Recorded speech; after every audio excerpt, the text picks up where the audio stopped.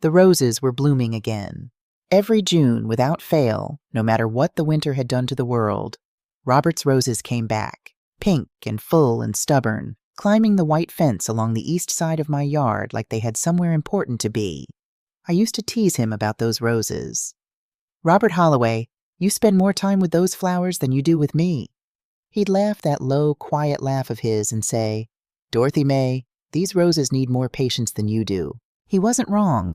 I was standing in the garden on a Saturday morning in early May, coffee in hand, watching a fat bumblebee investigate the newest blooms when I let myself feel it. That particular kind of peace that only comes when you're exactly where you belong. Number 312 Maple Drive. The two-story colonial with the green shutters and the creaky third porch step that Robert kept promising to fix and never did. We'd bought this house in 1986 for $142,000, which felt like an impossible sum at the time. We'd paid off the last of the mortgage in 2003, and Robert had opened a bottle of champagne he'd been saving since our wedding. We sat on this very porch and drank it warm because we'd forgotten to chill it, and it was the best thing I'd ever tasted. Robert had been gone 6 years now. Pancreatic cancer. Fast and brutal and deeply unfair for a man who'd never smoked a day in his life, who walked 2 miles every morning, who ate his vegetables without complaint. 51 days from diagnosis to the end. I had held his hand through every one of those days, and when he was gone I had sat in this garden for a long time, just listening to the silence where he used to be. But I was still here, 74 years old, still here, still standing. People sometimes looked at me with that particular soft-eyed concern that meant they expected me to be fragile, and I understood it. I did. A widow, living alone in a 4-bedroom house at my age. From the outside, I suppose it looked like a problem waiting to happen. From the inside, it felt like my life. Full, purposeful, entirely my own. Monday and Wednesday mornings, I volunteered at the Glenwood Public Library, helping with the children's reading program, and lately, teaching basic computer skills to other seniors who wanted to learn but didn't know where to start. Thursdays were bridge club, rotating between our homes, and when it was my turn, I made my grandmother's lemon pound cake and set out the good china without a second thought. Fridays I went to yoga at the Glenwood Community Center, a gentle class designed for women my age, led by a 26-year-old named Kayla, who called us all ladies and meant it as the highest compliment. On weekends I gardened, I cooked, I read. I called my friend Ruth Abernathy every Sunday evening, and we talked for an hour about books and local gossip and the state of the world. I drove myself everywhere. I managed my own finances, $47,000 in savings, a modest pension from my 30 years as a registered nurse, Social Security, and the house itself, which a neighbor had casually mentioned was worth somewhere around $820,000 in the current market. That number still startled me sometimes. Robert and I had bought it for less than a fifth of that. We had worked ourselves to the bone for this house, and it had rewarded us by simply existing, simply standing, simply being ours. I was not a woman who needed rescuing. I want you to understand that before I go any further, because what I'm about to tell you might make you wonder if I was somehow naive or confused or not paying attention. The truth is, I was paying close attention. I just didn't want to see what I was seeing. My son Brandon was 46 years old, a financial advisor at Merritt & Cole Wealth Management in downtown Glenwood. He was good-looking in the way Robert had been good-looking. Tall, broad-shouldered, dark eyes that could be warm when he wanted them to be. He had married Crystal 8 years ago, a 42-year-old woman with expensive highlights and a smile that arrived slightly before her eyes did. They had no children. They had a very nice house in the Ashford Hills subdivision, 2 late-model cars, and memberships to the kind of gym where people wear matching workout sets. They vacationed in places I'd only seen in magazines. Brandon called every Sunday. He visited twice a month, sometimes more. He told me he loved me, and I believed him, because he was my son, and because I am, at my core, a woman who wants to believe the people she loves. That was the first crack in my armor, if I'm being honest. Not naivety, not confusion. Just love doing what love does, making you want to see the best in someone even when something small and quiet at the back of your mind is whispering that the best might not be all that's there. It started gradually. That's always how it starts, I think. Not with a dramatic confrontation, but with small things that you file away and almost forget. 6 months before everything changed, Brandon began visiting more often. Not twice a month anymore, 3 times a week, then 4. He'd arrive with Crystal, and they'd sit in my kitchen drinking the coffee I made them, and I was glad to have the company, genuinely glad. But there was something different about the visits, a quality of attention that felt less like warmth and more like assessment. Brandon would walk through the rooms with his hands in his pockets, his eyes moving slowly across the walls, the floors, the ceilings. "Mom, this carpet is worn down something awful." He'd say it like a doctor noting a symptom. "Mom, those stairs. I worry about you going up and down those stairs every day." Crystal would nod at everything he said, her painted nails wrapped around her coffee mug, her eyes drifting to the antique sideboard in the dining room, to the original artwork Robert and I had collected over the years, to the built-in bookshelves Robert had built by hand and filled with 40 years of our reading life.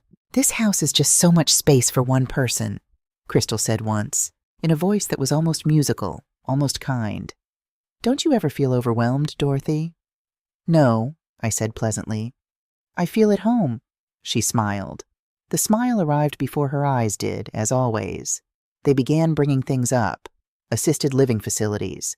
Not as suggestions exactly, more like topics of intellectual interest. "Brandon and I were reading about this wonderful place called Sunrise Valley, Mom.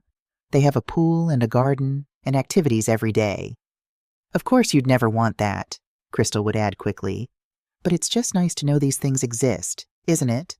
I told them, clearly and more than once, that I had no interest in leaving my home, that I was managing perfectly well, that I had a full life and a good doctor and a community I loved. They listened with patient expressions and then returned to the subject 3 visits later as though I hadn't spoken. I was irritated. I was not yet afraid. The fear came the day they brought Gerald Foss. He arrived on a Tuesday morning in late September, a slight man in a gray suit who shook my hand with both of his and introduced himself as an independent elder care consultant. He had brochures. He had a briefcase. He had the practiced warmth of a man who did this for a living. "I just want to learn a little about your situation, Mrs. Holloway," he said, settling into my living room like he'd been invited. "Brandon and Crystal are so devoted to your well-being. They just want to make sure you have the best possible support as your needs evolve." I did not like Gerald Foss. I answered his questions briefly and showed them all out before noon. That evening I called Ruth and told her about it, and Ruth said what Ruth always says when something bothers her. "Dorothy May, your gut is never wrong. What's your gut saying?" "That something is happening," I said, he said. "And I don't fully understand what it is yet." What I did not know, what I would not learn until much later, was that Gerald Foss was not an independent consultant at all. He was a contract employee of Summit Real Estate Partners, the brokerage firm that would stand to earn a commission of over $40,000 when my house sold. There was nothing independent about him. He was a piece of a plan, and I was the last one to know it. It was the first Tuesday of October, and the morning light was doing that particular autumn thing it does in New England, coming in low and golden through the kitchen windows, making everything look warmer than it was. I was finishing my second cup of coffee when I heard Brandon's car in the driveway. I hadn't expected him. I went to the door and found Brandon and Crystal on my porch, and behind them, Gerald Foss again, and a woman I didn't recognize carrying a leather portfolio. They came in without being fully invited. That was the first wrong note. Brandon asked me to sit down at my kitchen table, the same table where I had fed him breakfast for 18 years, where I had helped him with algebra homework and college applications, and once, at 2 in the morning when he was 23, talked him through a heartbreak over a girl whose name I've long since forgotten. That table was the center of everything good that had happened in this kitchen, and he used it that morning to dismantle me. "Mom," his voice was careful, the way you're careful with something fragile. "We need to have a serious conversation about your future." I wasn't aware my future was in question, I said. "We found a place for you, Sunrise Valley Retirement Community. It's the best in the state. Top-rated, beautiful grounds, and they have immediate availability." "Brandon," I said very calmly, "I am not going to Sunrise Valley." Crystal's voice came from slightly behind him. "You don't really have a choice, Dorothy." Brandon shot her a look. "What Crystal means," he said, smoothing his voice back out, "is that we've already been in contact with them. We've looked at the financial picture. We sell the house, the proceeds cover your care indefinitely, and you'll be safe and comfortable and looked after. Isn't that what matters, Mom? Being safe? Gerald Foss opened his briefcase. The woman with the portfolio laid documents across my kitchen table, pages and pages, printed small, full of language I couldn't follow in the speed of the moment. Foss began explaining. Power of attorney, deed transfer, care agreements, something about facilitating the transition. His voice was low and even and relentless. Brandon put a pen in my hand. I looked at my son. I looked at his face, the face I had watched come into the world, had watched learn to smile, had watched grow into a man I was proud of, or thought I was proud of. The face that was now looking at me with impatience, badly disguised as concern. And God help me, some part of me still wanted to believe he loved me. Some part of me that was 60 years of motherhood and loyalty and choosing to see the best. That part picked up the pen and touched it to the paper. I signed, one line after another.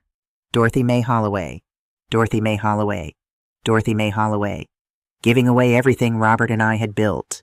When it was done, Brandon exhaled. Actually exhaled, like he'd been holding his breath. He hugged Crystal. He kissed my forehead the way you kiss a child who has finally stopped crying. Thank you, Mom. You won't regret this, I promise.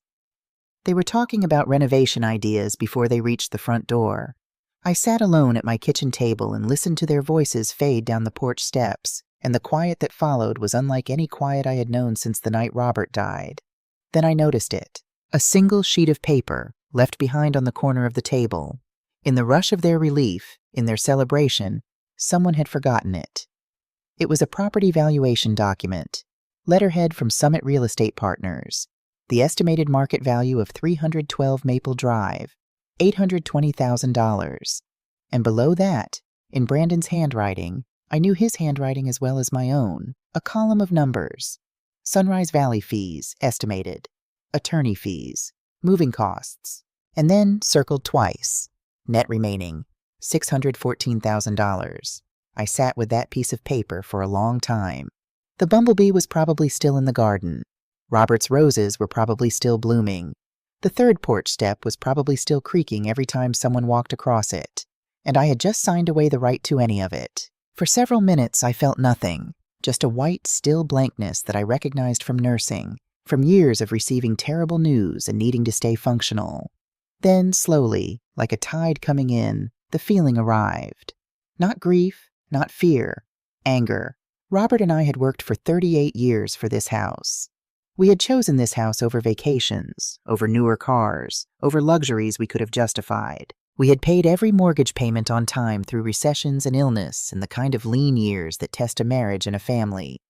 We had raised a son here, educated him, loved him, helped him build the very comfortable life he was now trying to fund with the proceeds of ours. I set the paper down very carefully. No, I said, to the empty kitchen, to Robert's ghost in the garden, to the version of myself that had picked up that pen. No, I am not going quietly. They came back the next morning at 8 o'clock. Brandon and Crystal moved through my house with the efficiency of people who had already decided it wasn't mine anymore. Brandon photographed every room. Crystal moved through my belongings with a kind of brisk authority that made my chest tighten. She'd open a cabinet, assess, and decide its fate with the speed of someone who'd done this before, or at least imagined doing it many times. You won't need most of this at Sunrise Valley, she said, lifting my grandmother's china from the sideboard. They have their own dishes. We'll put this in the estate sale. I watched her hands on my grandmother's china and said nothing. This is perhaps the hardest part to explain, why I stayed silent for those 3 days instead of fighting immediately. The honest answer is that I didn't know yet what I was fighting. I didn't know exactly what I'd signed. I didn't know how much was already gone or how quickly things were moving. And there's something about being in your own home while it's being dismantled around you that produces a particular kind of paralysis, like being a guest somewhere that used to belong to you.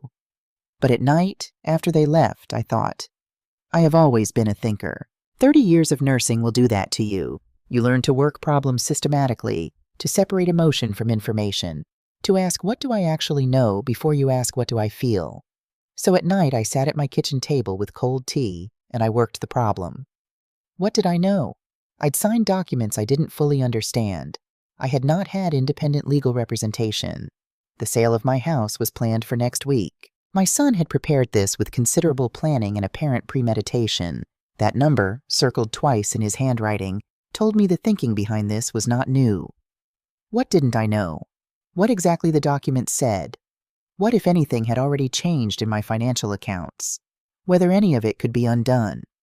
What did I need? Information, counsel, someone in my corner. By Thursday night, I was ready to move. I thought about what Brandon had said. What if something happens and no one's here? And I realized the cruelest irony. The only person threatening my safety and independence was him. I thought about Robert. I thought about what he would say if he could see this kitchen right now, his wife sitting here while their sons sorted their life into boxes for an estate sale. Robert was a quiet man, but he was not a passive one. He would have looked at me with those dark eyes and said very simply, "Dorothy May, get up." I got up. I was 74 years old. I had survived the deaths of my parents, 30 years of night shifts and impossible diagnoses, Robert's illness, Robert's absence. I had kept this house and this life intact through everything the world had seen fit to throw at me. I was not about to let my son sell it out from under me without a fight. The next morning I called a taxi. And that, dear listeners, is where part 1 ends, with a woman sitting at her own kitchen table, finally ready to fight back. Stay with me, because what comes next changes everything. The taxi driver was a young man named Eddie who tried to make conversation about the weather. I answered him in monosyllables, not out of rudeness, but because I was using every spare piece of my mind to rehearse what I needed to say and to whom. The Glenwood Public Library opened at 9. I was on the front steps at 8:55. Ruth Abernathy was already inside, shelving returns in the large print fiction section, the way she did every Friday morning.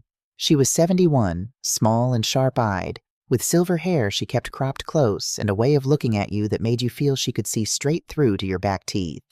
We had been friends for 25 years, since our children were in the same elementary school, since we'd been assigned to the same committee for the spring fundraiser and discovered we shared the same opinions about efficiency, coffee strength, and the particular foolishness of people who spoke at length when brevity would serve better.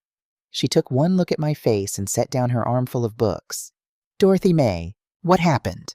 We sat in the corner alcove between the reference section and the periodicals, and I told her everything. I kept my voice low and even, the way I used to deliver difficult news to patients' families. I told her about the visits, about Gerald Foss, about the documents, about the pen in my hand, about the paper left behind on my kitchen table, with $614,000 circled twice in my son's handwriting. Ruth listened without interrupting. That was one of the great gifts of her friendship. She let you finish. When I was done, she was quiet for a moment. Then, "Do you know what you signed exactly?" "Not exactly. That's the problem." "Do you have copies?" "They took everything." Ruth reached into her cardigan pocket and pulled out her phone. "I'm going to call Sandra." "Who's Sandra?" "My neighbor's daughter, Sandra Whitfield. She's a family attorney. She does pro bono work for seniors who've been taken advantage of. Her mother is in my Tuesday morning walking group, and I have heard enough about this woman to know she is exactly what you need right now." The phone rang twice before a clear, professional voice answered. "Sandra Whitfield." Ruth handed me the phone. I straightened my spine and spoke. I told Sandra Whitfield my story in under 4 minutes. Nursing trains you for that too, to be concise when time matters. When I finished, there was a brief silence on the other end. "Mrs. Holloway, I need to ask you something important first. When you signed these documents, were you alone with your son and these other parties? Did you have your own attorney present?" "No." "Were you given time to read the documents before signing?" "No." "Gerald Foss explained them, but quickly, and in language I couldn't follow. And you were not told you had the right to consult independent counsel before signing?" "No one mentioned it." Another brief silence. Then Sandra's voice changed. Not softer exactly, but more deliberate, the way a person sounds when they've made a decision. "Mrs. Holloway, what you're describing is a textbook case of undue influence combined with elder financial exploitation.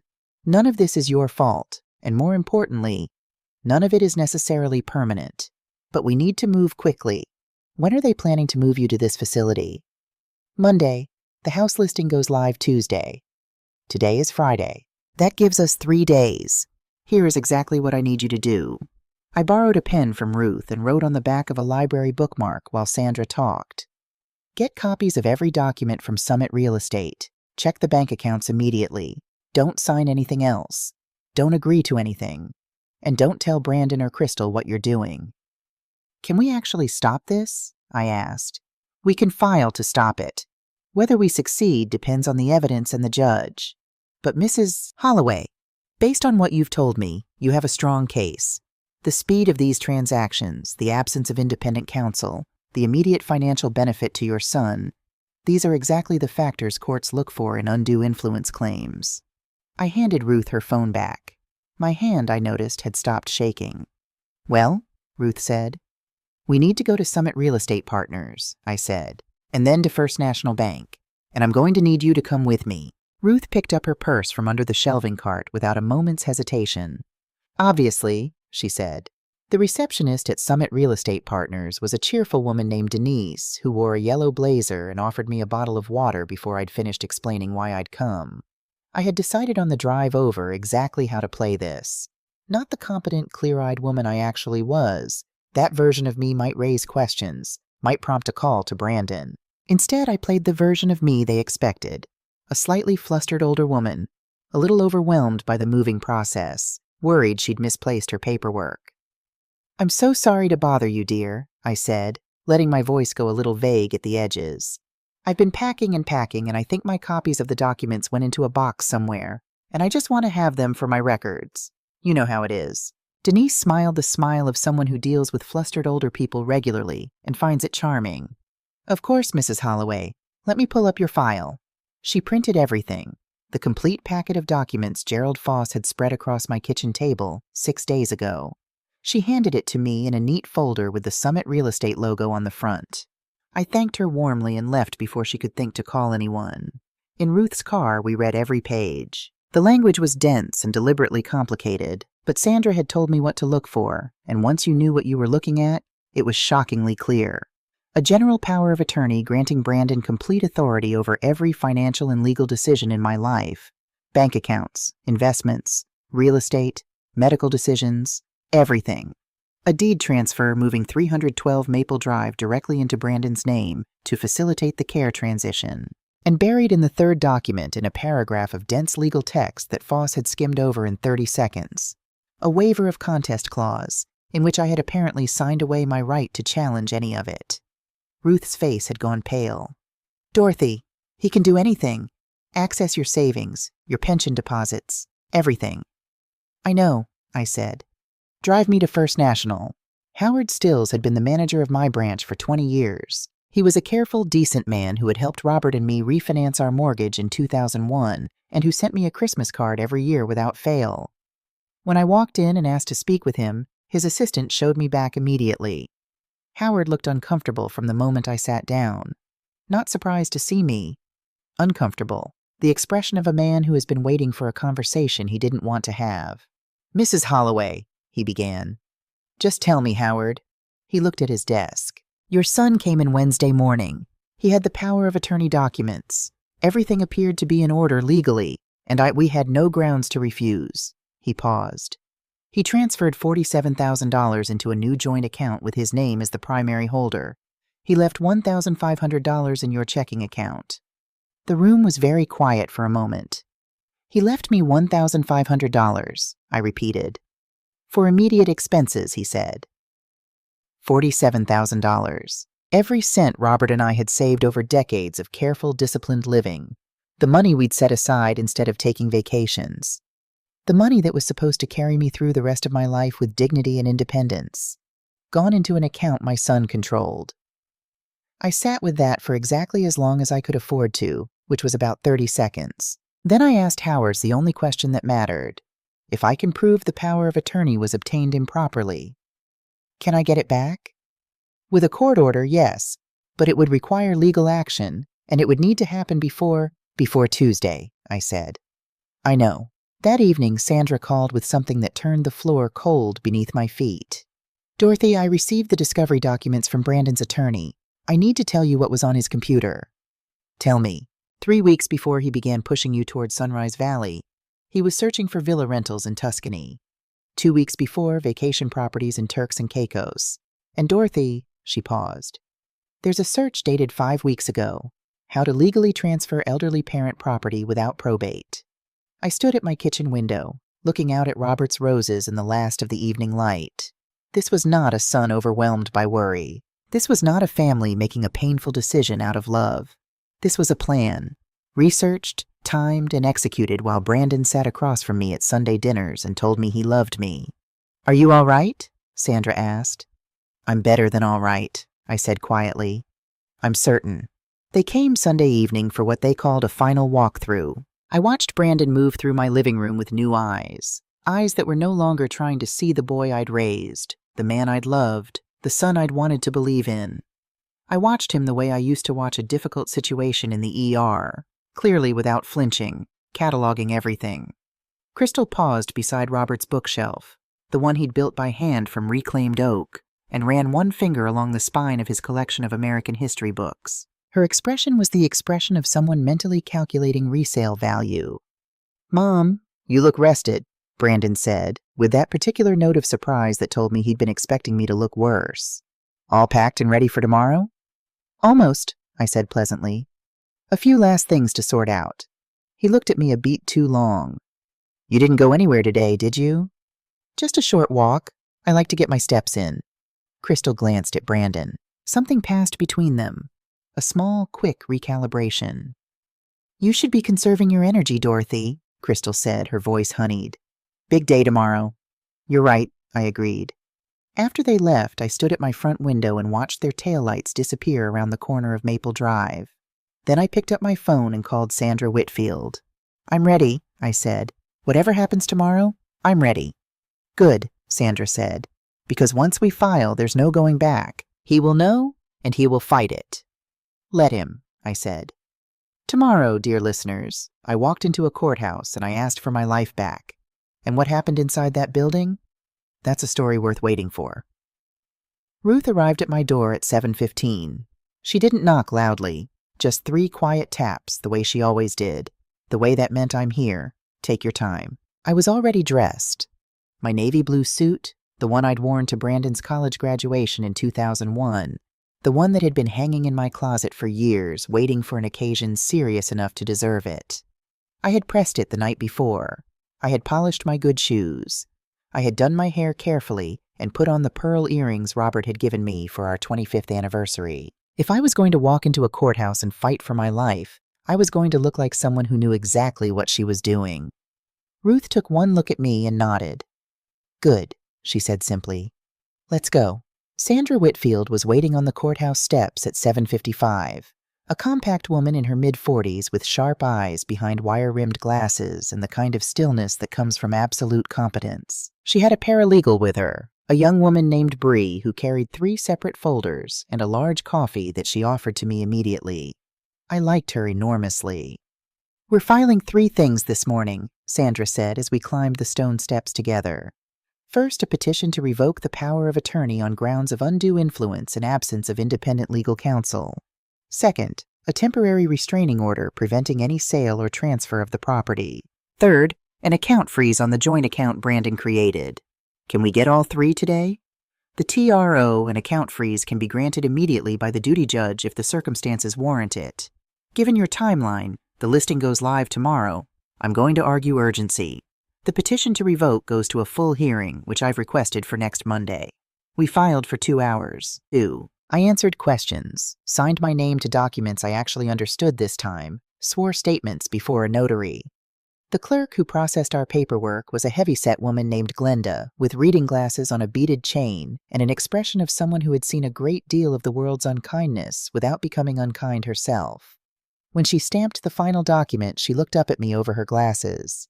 "Mrs. Holloway, I want you to know, you are not the first woman to stand at this counter with this exact situation. I hope you won't be the last, but I'm glad you came." I thanked her and meant it. By 10:15, it was done. The temporary restraining order was granted. The account was frozen. Brandon Holloway could not sell my house, could not access my money, could not move a single piece of my life without a judge's permission. I stood on the courthouse steps in the October sunlight and felt something I hadn't felt in weeks. Not victory, not yet, but solid ground beneath my feet. I arrived home at 11:20 to find Brandon's car already in my driveway. He was standing on my front porch, and even from the end of the driveway I could see the set of his shoulders. Tight, controlled, the posture of a man keeping a very short leash on something that wanted to break loose. Crystal stood beside him with her arms crossed, her face arranged into something that was trying to be composed and not quite managing it. I walked up the front path at my normal pace. I did not hurry. I did not slow down. "Where have you been?" Brandon's voice was carefully level. "We had an appointment at Sunrise Valley. They were expecting you at 10 o'clock. "I had something to take care of," I said. "Something to—" He stopped. His eyes narrowed. "Mom, why did Paul Garrett from Summit Real Estate just call me to say there's a court order blocking the sale of this house?" Crystal held up her phone. "He called Brandon the moment it came through. Something about undue influence. A restraining order." Her voice had an edge to it now, thin and sharp. "What exactly did you do, Dorothy?" I looked at my son, my only child, the boy I had fed and clothed and driven to baseball practice, and sat up with through fevers and heartbreaks and the ordinary disasters of growing up. I looked at the man he had become, standing on my porch like he owned it, which he had been very close to doing. "I protected what is mine," I said. Brandon's face went through several expressions very quickly.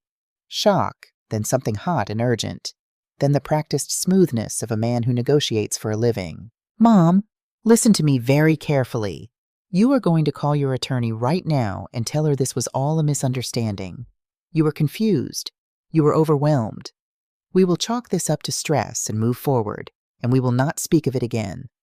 "I wasn't confused," I said. "I was deceived. There's a difference. You are 74 years old. I'm aware of how old I am, Brandon. I'm also aware that you moved $47,000 out of my account without asking me, that you transferred my house into your name, that you searched for vacation properties in Tuscany and Turks and Caicos before you ever mentioned Sunrise Valley to me." The color left his face. "And I am aware," I continued, "that Gerald Foss is not an independent consultant. He works for Summit Real Estate. He stood in my living room and pretended to be on my side while he was on yours." "Mom, don't." The word came out quiet and final, like a door closing. "Don't tell me you did this out of love. Don't tell me this was about my safety. I read the numbers, Brandon. I saw what you circled." He grabbed my arm. Not violently, but firmly, the grip of someone used to getting what they want through pressure rather than force. "Let go of my arm," I said, "or I will call the police." The silence that followed lasted perhaps 4 seconds. It felt much longer. Brandon's hand dropped. "You would call the police on your own son." "If my own son is threatening me—" "Yes," without hesitation. He stared at me, and I saw it happen. The moment he truly looked at me, perhaps for the first time in months. Not a resource, not a problem to be managed, not an old woman who could be hustled into signing papers at her own kitchen table. Just me, Dorothy May Holloway, still standing. "Fine," he said, his voice going cold and flat. "Fine. You want to do this the hard way? Do it the hard way. Don't call me when you fall down those stairs. Don't call me when you can't manage anymore. You made your choice." He walked to his car. Crystal followed, pausing at the bottom of the steps to look back at me with an expression I couldn't quite read. Fury, yes, but something else underneath it. Something that might have been, in another life, almost like respect. The car backed out hard and fast. I heard the tires on the pavement long after the car was out of sight. I stood on my porch alone. Then I went inside, sat at my kitchen table, and called Ruth. "It's done," I said. "Get the others. I think I need my friends tonight." By 7 o'clock that evening, Ruth's living room held 4 women and enough coffee and conviction to fill a courtroom twice over. Patricia Drummond had driven 40 minutes from her place on the east side of town without being asked twice. She was 78, broad-shouldered, with white hair she wore in a long braid and a history of her own. 3 years ago, her daughter had tried to force her out of her lake house through a quietly arranged conservatorship that Patricia had fought and won. She arrived with a folder of her own legal documents and the expression of a general who recognizes a familiar battlefield. She sat beside me and put her hand over mine. "You are doing the right thing," she said. "My daughter didn't speak to me for 2 years after I fought her, and I would do it again tomorrow. My house is mine. My life is mine. That's what matters." Nancy Everett worked part-time at a local attorney's office and arrived with a yellow legal pad and a pen, already taking notes before she'd taken off her coat. She walked me through what to expect at the hearing. The questions a judge typically asked, the kind of testimony that carried weight, the tactics opposing counsel might use. "They'll likely argue cognitive decline," she said matter-of-factly. "It's the standard play in these cases. They can't easily argue the documents weren't signed, so they'll argue you weren't competent to understand what you were signing." "I'm perfectly competent," I said. "I know that, and you know that. On Monday, you'll need the judge to know it too. Sandra will prepare you."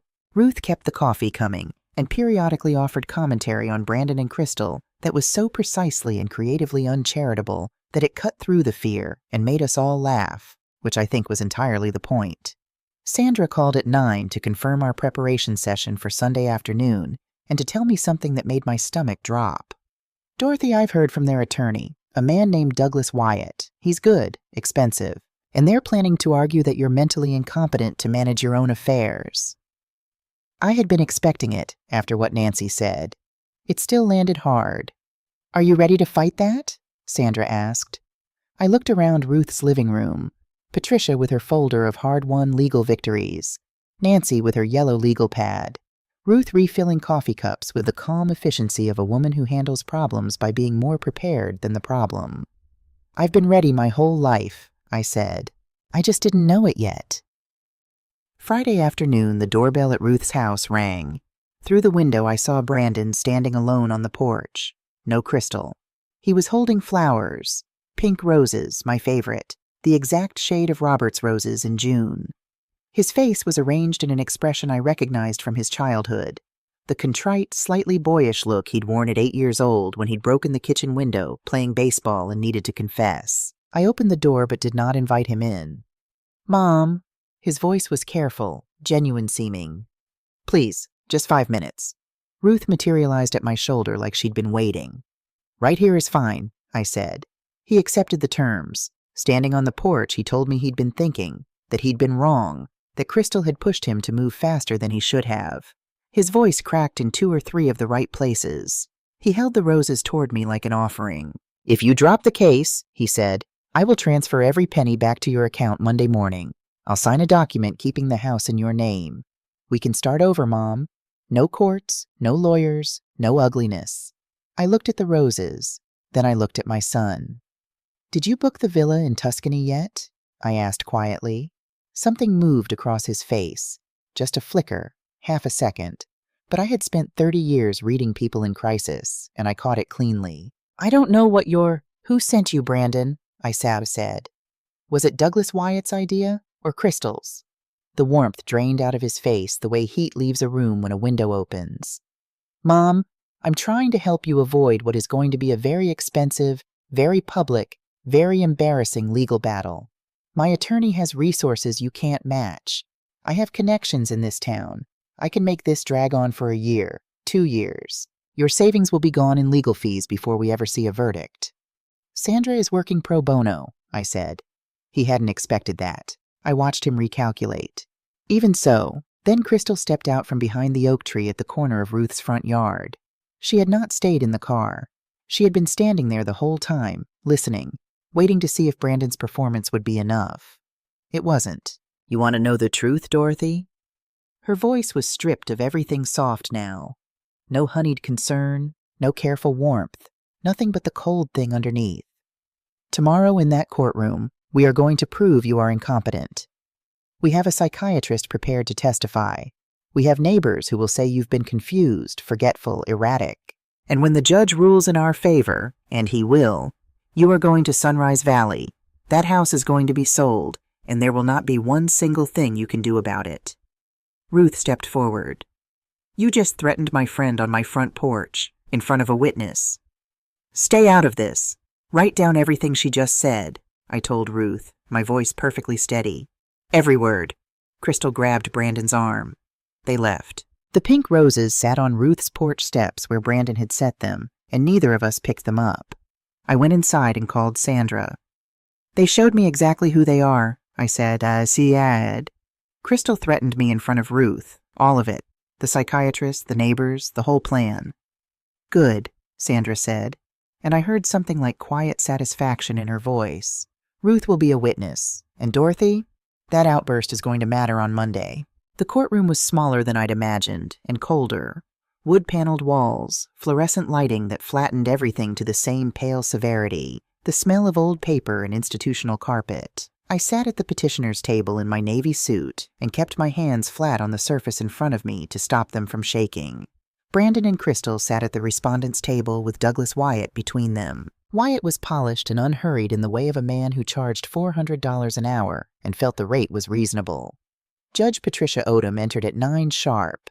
She was in her late 50s with reading glasses she wore low on her nose and the expression of someone who had spent decades in family court watching human beings at their worst and had developed, in response, an absolute intolerance for theater. She reviewed her papers for a full minute before she spoke. This is the petition of Dorothy May Holloway to revoke power of attorney and reverse property transfers. Miss Whitfield, you're representing the petitioner. Mr. Wyatt, you're representing the respondent. Let's proceed without wasting each other's time. Wyatt opened smoothly. His client was a devoted son, deeply concerned about an aging mother showing troubling signs of decline. The arrangements had been made lovingly, carefully, entirely in her best interests.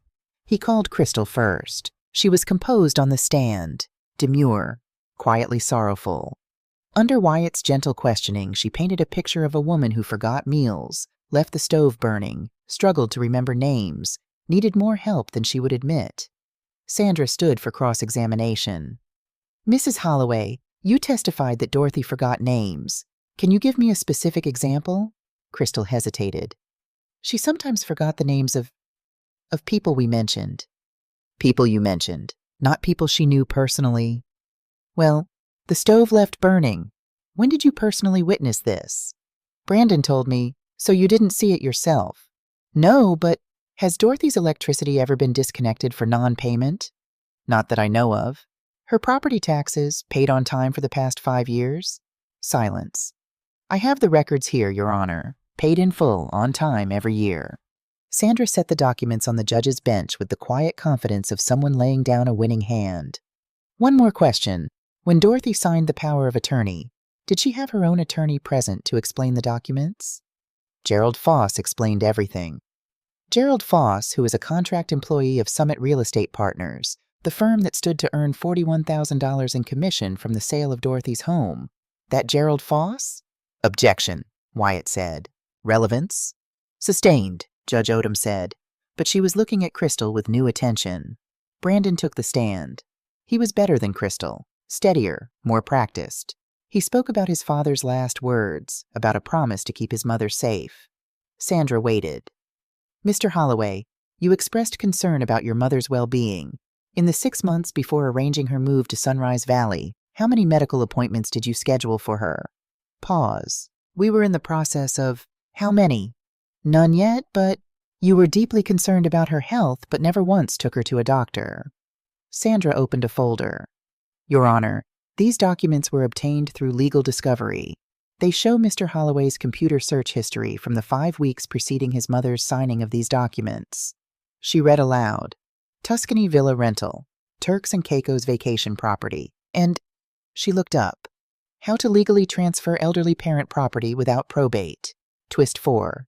Gerald Foss. Furthermore, Your Honor, the man introduced to Dorothy Holloway as an independent elder care consultant, Gerald Foss, is a contracted employee of Summit Real Estate Partners, as shown in this employment agreement obtained through discovery.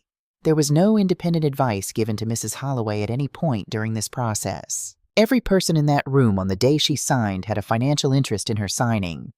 Wyatt objected. Judge Odom overruled him and read the document herself. I took the stand last. I told my story the way I had told stories my whole professional life, to doctors, to families, to people who needed the truth clearly and without decoration. I told them about the kitchen table and the pen pressed into my hand, about the paper left behind with $614,000 circled in my son's handwriting, about Howard Still's uncomfortable face when he told me $47,000 was gone.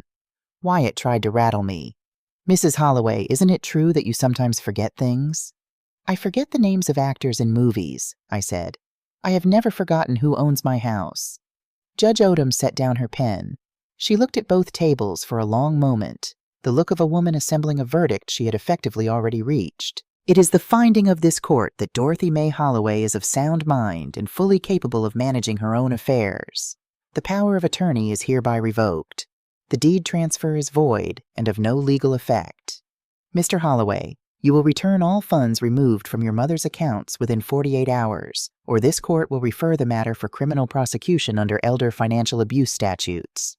She looked at Brandon directly. Furthermore, I am issuing a permanent restraining order preventing Brandon Holloway and Crystal Holloway from coming within 500 feet of Dorothy Holloway or her property without her explicit written consent. Brandon stood. She is my mother. She is also an autonomous adult whose rights you violated in a calculated and deliberate manner. Judge Odom's voice did not rise. It didn't need to. We are finished here. 48 hours after the hearing, every dollar was back in my account. My account alone, no joint access, no Brandon Holloway anywhere on the paperwork. The deed to 312 Maple Drive was re-recorded in my name. The power of attorney documents were officially destroyed. 2 weeks later, a letter arrived from Sunrise Valley Retirement Community. Formal letterhead, apologetic tone. Due to the late cancellation of the reservation, the $15,000 deposit would be forfeited in full per the terms of the agreement. The $15,000 Brandon had paid from his own account, not mine. I sat in my kitchen and read that letter twice. Then I set it down, looked out at Robert's roses, and laughed. A real laugh, full and unself-conscious, the kind I hadn't heard from myself in months. You see that, Robert? I said to the garden. Justice has a sense of humor after all. Sandra called to tell me I had grounds for criminal charges. I thought about it for less time than people might expect. Do it, I said. The district attorney's office took the case without hesitation. 3 months later, Brandon accepted a plea. 5 years probation, 200 hours of community service, full restitution of legal fees, and a permanent record of elder financial abuse. He would never hold a financial services license again. Crystal filed for divorce during the criminal proceedings. Our small town, as small towns do, talked. Brandon became unemployable in any professional capacity. Crystal moved into a studio apartment across town.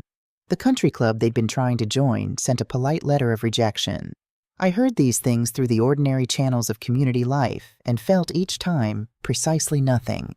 Not satisfaction, not grief, not the complicated ache of a mother mourning the son she'd raised. Just nothing. The woman who had loved him without reservation, who had pressed his graduation suit and saved for his college tuition, and sat up with him through every ordinary heartbreak of his early life. That woman had walked into a courthouse on a Monday morning and had not entirely walked back out. What came out instead was something clearer, something that had always been there beneath the love, waiting for the moment love was no longer enough protection. Brandon sent a letter during his probation, 3 pages of careful language that circled the truth without landing on it, that explained without apologizing, that justified what could not be justified. I read it once, sitting at my kitchen table with cold tea, and then I carried it to the fireplace and set it alight. I did not need his version of events. I had my own. 1 year after the hearing, I stood in my garden on a Saturday morning in June with a cup of coffee and watched Robert's roses do what they had always done. Bloom, stubbornly, beautifully, without being asked. My life had not returned to what it was before. It had become something better, something I hadn't known to want because I'd been too busy holding the old life together to imagine a new one. I had joined the fitness class at the community center. Tuesday and Thursday mornings, an hour of movement with women who had become genuine friends, women who understood, as I now understood in my bones, that the body at 74 is not a body in decline, but a body that has survived everything thrown at it and is still, remarkably, here. Thomas Greer, the library's head librarian, had begun joining me for dinner on occasional Friday evenings. He was 75, a widower, and he talked about books the way Robert had talked about baseball, with complete and unself-conscious enthusiasm. The evenings were easy and warm and entirely uncomplicated, which felt, at this stage of my life, like its own kind of luxury. I had expanded my volunteer hours to 3 days a week.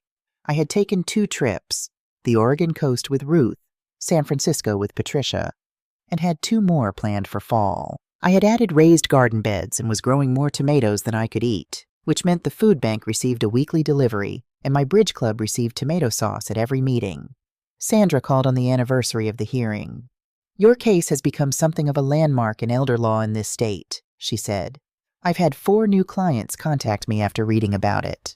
You gave them courage, Dorothy. I sat with that for a moment. The idea that something so private, so painful, could have traveled that far and done that much good. Ruth came over that evening, and we sat on my porch with wine as the sun went down over Maple Drive, painting the sky in shades of orange and rose that made the whole street look like something from a painting. "Do you ever regret it?" Ruth asked. "Fighting instead of just letting it go?" I thought about it honestly, the way Ruth deserved. "No," I said. "Not for 1 minute. Even if I had lost the house, the money, all of it, I would not regret it, because I would have lost it fighting, on my feet, as myself." Ruth was quiet. "You saved yourself," she said finally. "I did," I agreed. The roses were still blooming. The third porch step still creaked. The kitchen table was still the center of everything, still the place where the important things happened. Only now the important things were bridge club and coffee with friends, and the particular peace of a woman who knows exactly where she belongs. I was 74 years old. I was home. I was free.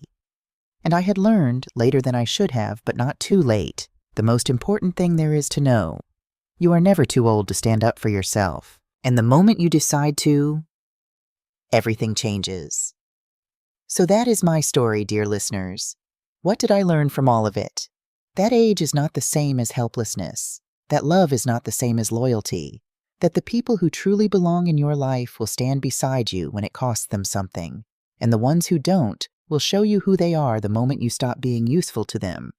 If someone is taking your power, your money, your choices, your dignity, fight back. Get help. Find your Ruth, your Sandra, your Patricia, your Nancy. They are out there, and you are stronger than you have been allowed to believe. I was 74 when my son tried to erase me. I am 75 now, and I have never, in all my life, felt more alive. Thank you for listening, and if this story found you at a moment when you needed it, I hope it helps you remember you are not done yet, not even close.